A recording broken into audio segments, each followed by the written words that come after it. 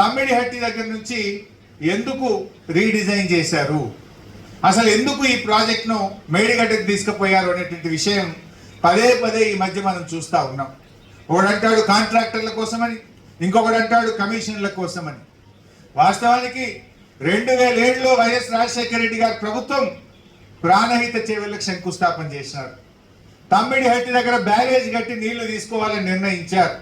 మరి 7 సంవత్సరాలు కూడా మహారాష్ట్రలో కాంగ్రెస్, మన రాష్ట్రంలో కాంగ్రెస్, ఢిల్లీలో కేంద్ర ప్రభుత్వం కాంగ్రెస్, 3 చోట్ల కాంగ్రెస్ ప్రభుత్వం ఉన్నా తమ్మిడిహట్టి దగ్గర బ్యారేజీకి అంతర్రాష్ట్ర ఒప్పందం జరగలేదు.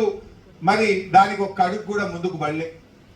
ఆ రోజు ఏం చేసింది వాళ్ళు, అసలు తమ్మిడిహట్టి దగ్గర పని స్టార్ట్ చేయాలి, హెడ్ వదిలి టైల్ దగ్గర ఎక్కడెక్కడో పోయి సొరంగాల దవ్వుడు, కాలువల దవ్వుడు, మొబిలైజేషన్ అడ్వాన్స్ పేరు మీద వేల కోట్ల రూపాయల బిల్లులు ఎత్తింది. పని చేయకుండానే సర్వే మొబిలైజేషన్ అడ్వాన్స్ల పేరు మీద 2700 కోట్ల రూపాయలు బందికొక్కుల్లాగా దోచుకున్నటువంటి ప్రభుత్వం ఆనాటి కాంగ్రెస్ ప్రభుత్వం.